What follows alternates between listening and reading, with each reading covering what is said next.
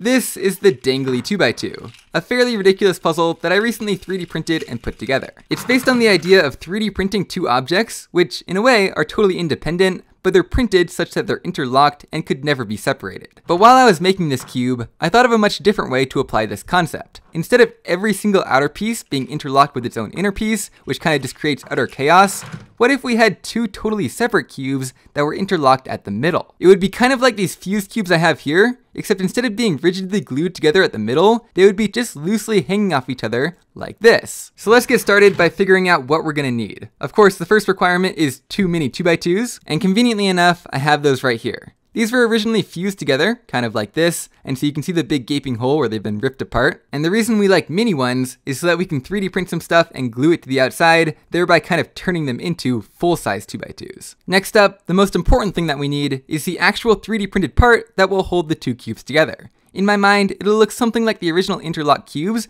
where we glue one end to one cube and the other end to the other cube, like this. But wait, here's the really cool part. The 3D printer that I use has this awesome feature where it actually has two separate extruder heads. That means you can actually print in two different materials at the same time. So what if we made it so that one entire cube were white and the other entire cube were black? That way it kind of reinforces that they're two totally independent things, just tenuously linked together. We can actually print it with one entire cube being white and the other entire cube being black. Isn't that cool? Of course, that also means we have to turn one of these cubes white and the other one black, but that's no problem because again, we want to turn these into full-size cubes, so we'll just print white extensions for one cube and black extensions for the other one. Of course, that also means when we get around to stickering, that we'll want to put a normal white set of stickers on the black cube and then a special black set of stickers on the white cube. But let's not get too ahead of ourselves here. We still got to do some design work and 3D printing, so let's go ahead and start the 3D printing time lapse.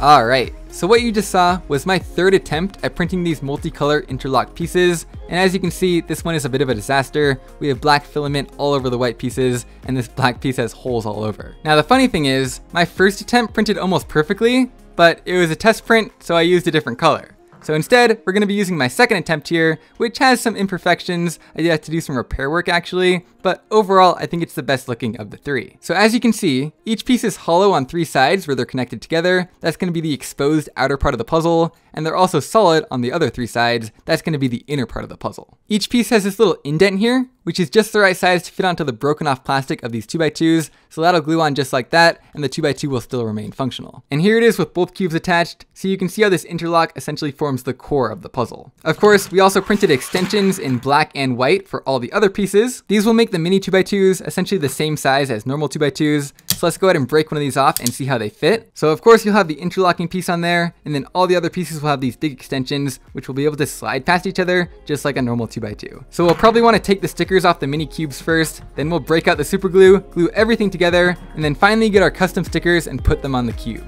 So let's go ahead and start the time lapse.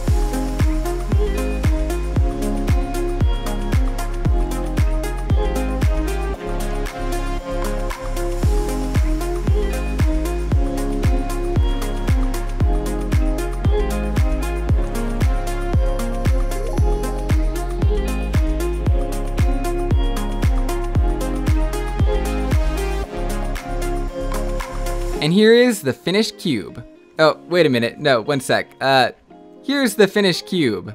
Okay, of course, they're connected to each other. I think the really fun gimmicky part is the fact that the cubes are different colors. I mean, just looking at where they connect here, it's obvious that the pieces weren't glued together, so they had to have been made this way with their two separate colors. I guess if you know enough about 3D printing, then it's not too surprising. I just think it's a really clever idea. Now, as for the quality of the end result, again, there were some issues printing that connector piece, some of which you can see in the final product, but overall, I don't think it's too big of a deal. And the rest of the pieces on both cubes are pretty much flawless. You can tell that they're 3D printed, but I think the finish looks really nice. And the stickers, which I got from the cubicle, also look great. I haven't stickered up a white cube with black stickers on it like this for a long time, and I love that old school kind of look. The only thing that I maybe would have changed is rounding off all the sharp corners, especially so that they match the stickers, which would also give the cubes a little bit more corner cutting. And speaking of the turning itself, I mean, it isn't spectacular, but given the fact that they're just terrible turning mini cubes with massive extensions glued on, I mean, I would say it's acceptable. And here is a nice little checkerboard pattern on both cubes, which looks very nice. Some other fun things to do include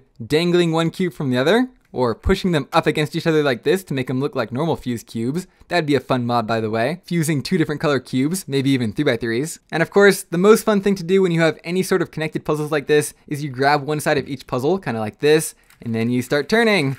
And it does this! Anyway, let's go ahead and scramble these up and try out a quick solve. Much like the normal fused 2x2s, these can actually be a little bit more tricky than you think. Even though both cubes are fully functional, there are obviously some physical difficulties with holding one cube while trying to turn the other. Plus, the fact that you don't know which colors are where on this missing piece can actually introduce some difficulties in solving the puzzle itself. So now that we got them all scrambled up, let's go ahead and begin on the black cube. So I always like to start on a side that I know I have 4 of. So for example, if we count the number of white pieces, we have 1, 2, 3, and 4. If we started with the color that we only had 3 of, that means we'd have to include this connector piece as part of our first layer, which we don't want to do because then we'd have to guess the orientation.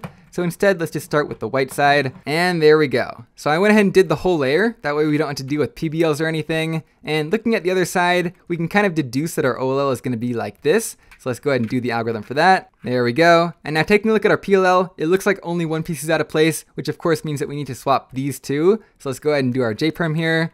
And you can obviously see the physical difficulty that I was talking about earlier. And there we go. The first cube is now solved. And the great thing about this is it now gives us a massive hint about where to start on this cube. Because I know that the white side that I just solved corresponds to a white sticker right here. Or in this case, black. So let's go ahead and work on our black layer. And there we go. Much easier this time because we know where that missing piece goes. And now we can just go ahead and do our last layer like normal. So OLL, there we go. And PLL, let's just do a YPerm because I don't think I could execute my other alg on this thing. And there we go. The interlock 2x2s are now solved. So again, the challenge isn't much different from fused 2x2s. I guess the only difference is that this cube is now connected kind of loosely, which means that it can be even more floppy and annoying as you're trying to do an alg with that piece. But speaking of floppy and annoying, I actually think this cube strikes the perfect balance between using this fun interlock novelty, yet also being a perfectly reasonable and fun cube to use, whereas this thing kind of goes way too far on the novelty side and isn't really all that practical. So attempt 1 at this interlock design resulted in